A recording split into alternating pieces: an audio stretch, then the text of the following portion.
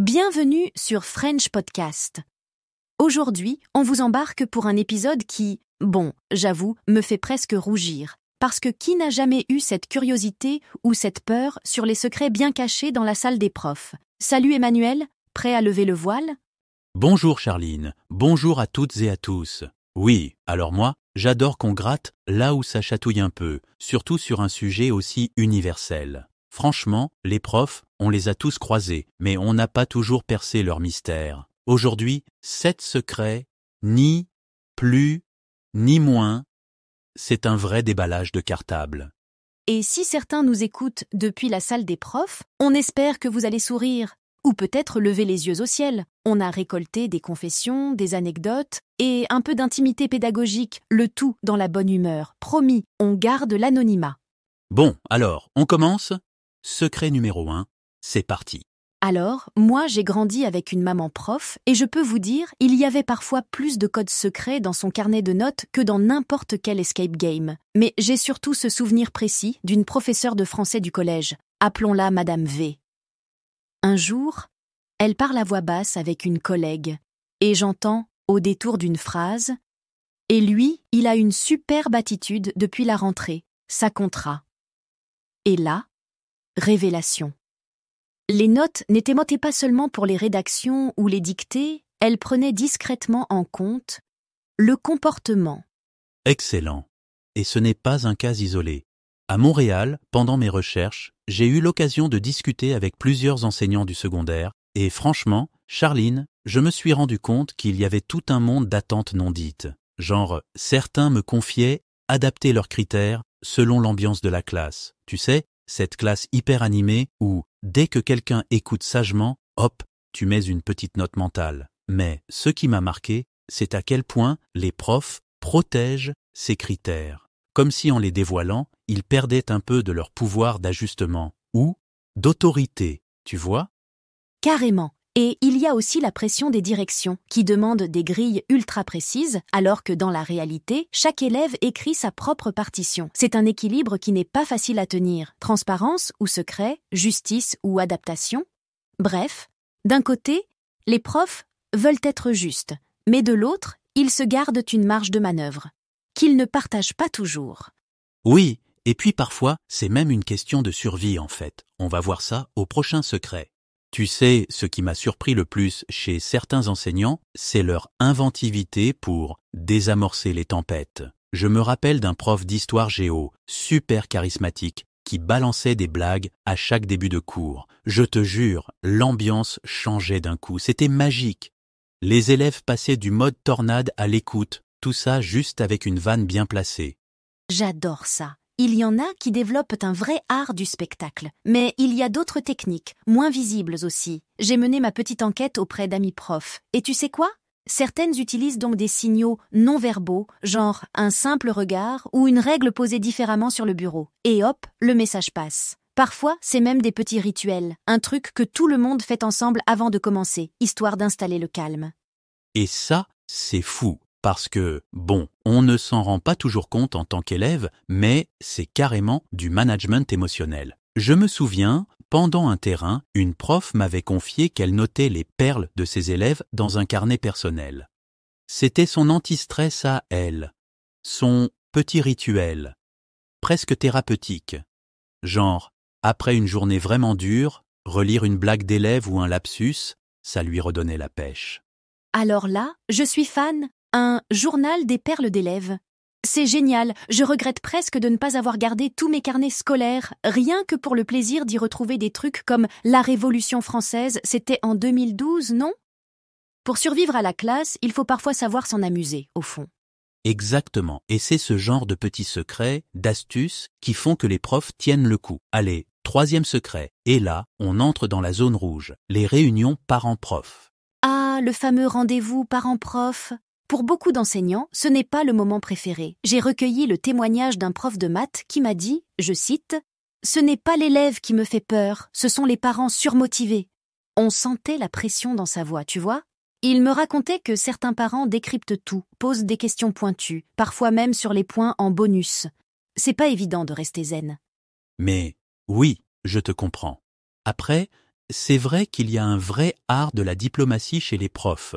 Tu sais, répondre sans vraiment répondre, rester vague quand il le faut, surtout si la question commence à devenir épineuse.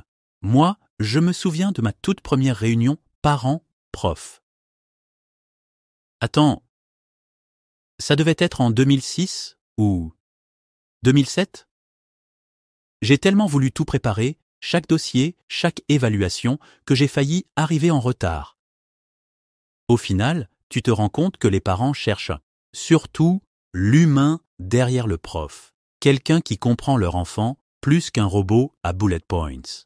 C'est exactement ça. Tout le monde essaie de faire bonne impression, mais derrière les sourires polis, il y a une vraie tension. Et parfois, il faut improviser, jongler avec les attentes de chacun et espérer que personne ne pose la question qui met mal à l'aise. Allez, on replonge un peu du côté des élèves maintenant, parce qu'il y a aussi des secrets pour les motiver. Ouais.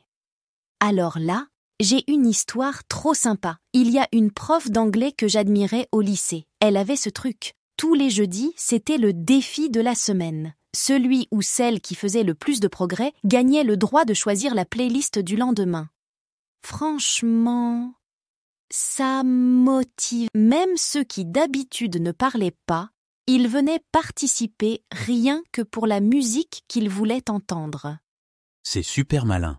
J'ai remarqué aussi, lors de mes passages en école, que les profs qui connaissaient les passions de leurs élèves arrivaient à les embarquer. Tu sais, genre, toi, t'es fan de foot ? Je vais glisser des exemples de buteurs célèbres dans mes exercices de maths. D'un coup, c'est plus parlant, plus vivant.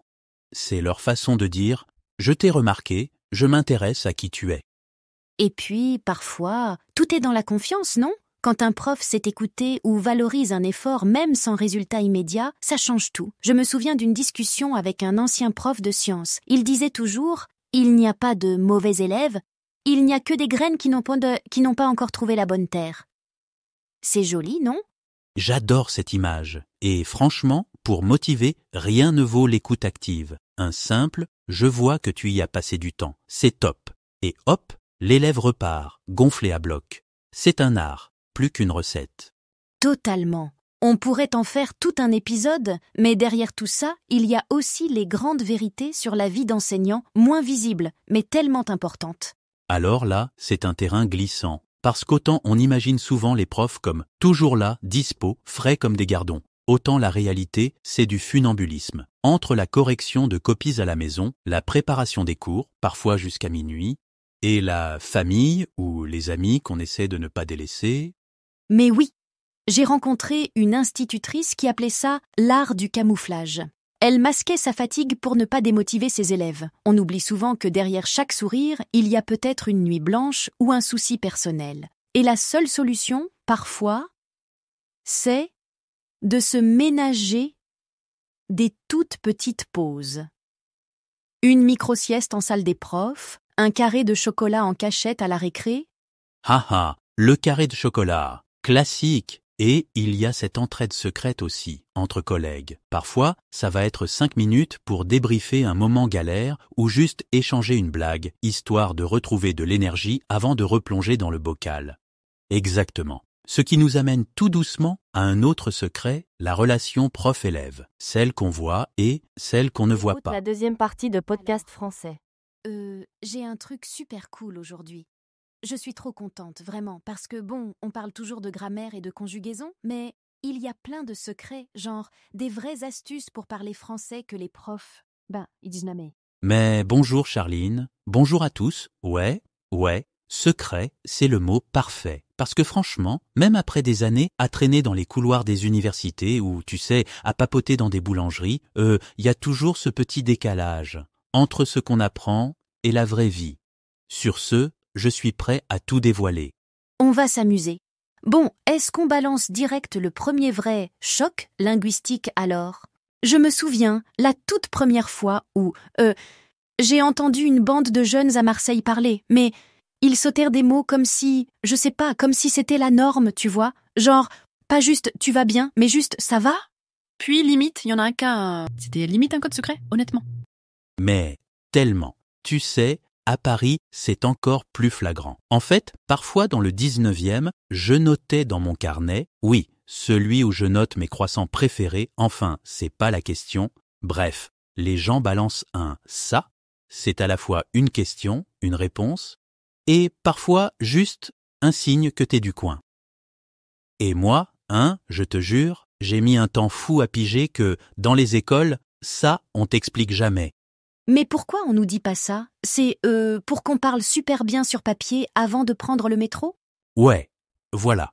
On veut te donner les bases, mais on zappe la vraie vie. Je crois que les profs, soit ils pensent que c'est trop familier, soit, je sais pas, il y a peut-être cette idée que la langue doit rester un peu propre, tu vois? Moi, j'ai fini un jour par demander à une boulangère « Je peux dire juste ça ou ça passe pas ?» Elle rigolait. Apparemment, si tu dis ça avec le sourire, personne te juge, tu vois. C'est presque comme s'il y avait un français réservé aux initiés. Trop drôle. Mais bon, on n'est pas là pour garder ces codes pour nous, hein? Alors là, ça me rappelle mon prof de lycée, super strict. En classe, il corrigeait tout, genre chaque petite faute, tu vois. Et en dehors, je l'entendais parler avec des collègues, il disait « J'ai oublié de prendre pour tout », même avec des mini-erreurs. Mais il s'en fichait, il voulait juste être dans le groupe, à l'aise. Ça m'a trop déculpabilisée en fait. C'est génial, ouais. Franchement, il y a des erreurs. Enfin, fautes, que tout le monde fait et c'est genre no big deal. Par exemple, j'ai oublié de prendre, au lieu de j'ai oublié à prendre. Enfin, je crois que même la bonne version, c'est plus rare, tu vois. Ou alors TD et d'alors féminin genre je suis allé, alors que tu dois dire je suis allé. Mais beaucoup de jeunes s'embêtent plus avec l'accord. Et avec Netflix, franchement, beaucoup de nouvelles manières de parler arrivent vite, tu vois. Même sur les réseaux, franchement, parfois je lis des trucs genre « j'ai dit » avec un S, et c'est une amie qui m'a dit « Eh, mais tout le monde l'écrit comme ça, presque !» Puis je me souviens, une interview où t'avais ce boulanger près de Canal Saint-Martin. Tu te rappelles, Emmanuel? Ah mais oui, il avait lâché un « j'en ai marre, j'ai dit ça 100 fois » devant la caméra. Personne n'a sourcillé, tu vois, c'est comme acté, genre, ce genre d'erreur. Personne te reprend dans la vraie vie. Bon, sauf si t'es à la Sorbonne, hein. Mais vraiment, ça veut surtout dire que la langue, elle bouge, elle vit selon le contexte. Ouais, et ça rassure, franchement. Du coup, moi j'ai arrêté de stresser pour les détails, parce que, tout le monde se trompe, et ça roule. Alors attends, là on attaque le meilleur du meilleur, hein? Sur le terrain, j'ai remarqué 3 trucs qui changent tout. 1. Utiliser des mini-mots de liaison, genre bah, du coup, même genre. Tu vois, ça donne du rythme. 2. Faut pas avoir peur de secouer un peu la grammaire. Genre, parfois c'est plus fluide de dire t'as vu ça que as-tu vu cela. Puis 3. Alors ça, j'osais pas avant, imiter les accents régionaux. Même si c'est foireux, ça crée une connexion de fou avec les gens. Ouais, et je rajoute mes petits secrets à moi. Déjà, parler vite, quitte à manger quelques mots, ça fait très natif. Ensuite, faut oser les contractions, je sais pas, pour je ne sais pas. Tu passes direct pour quelqu'un dans le coup. Tu peux mixer le tutoiement et le vouvoiement selon le contexte, genre, parfois c'est plus naturel de basculer. Ah, et surtout, mais vraiment, arrêtez de traduire mot à mot. Tu dois attraper, enfin, ressentir le sens global. C'est comme, attends, là, je pars en digression. Tu permets? Vas-y, t'es le roi des digressions, Emmanuel. Bon, alors, je me retrouve à Toulouse. Je commande une pain au chocolat, fière de moi, et là, gros blanc. La vendeuse, elle me regarde, genre, t'es pas d'ici, hein? Là, j'ai pigé. T'adaptes, tu écoutes, tu dis chocolatine comme tout le monde et bam, tu passes dans le clan. Ça marche pareil pour plein d'expressions, c'est l'art de s'intégrer, quoi. J'adore. C'est comme un mot de passe secret, mais vivant. Bon, on continue, hein?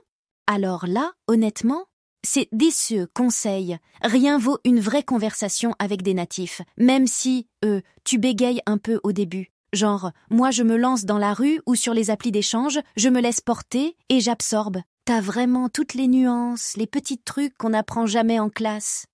Exactement. Puis aujourd'hui, t'as les podcasts, les films, Insta, TikTok, t'écoutes comment les gens parlent vraiment selon le moment, la région, la génération. Si tu veux progresser, c'est imiter, chansons, séries, même les stories Insta où les gens parlent vite aussi vite.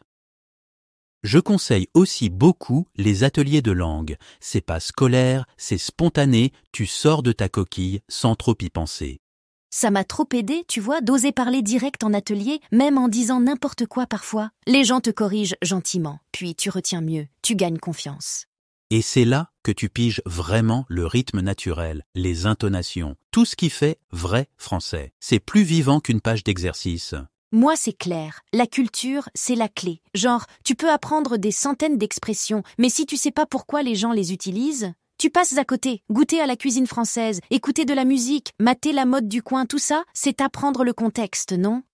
Ah, mais carrément. Moi, je kiffe traîner sur les marchés, dans les festivals. Juste écouter comment les gens s'interpellent, plaisantent, se débrouillent. Et surtout, la bouffe, c'est la meilleure porte d'entrée, honnêtement. T'observes, tu poses 2-3 questions, tu comprends direct le ton ou la façon dont on adapte le langage, même selon la région. Et du coup, tu te fais des potes sans t'en rendre compte.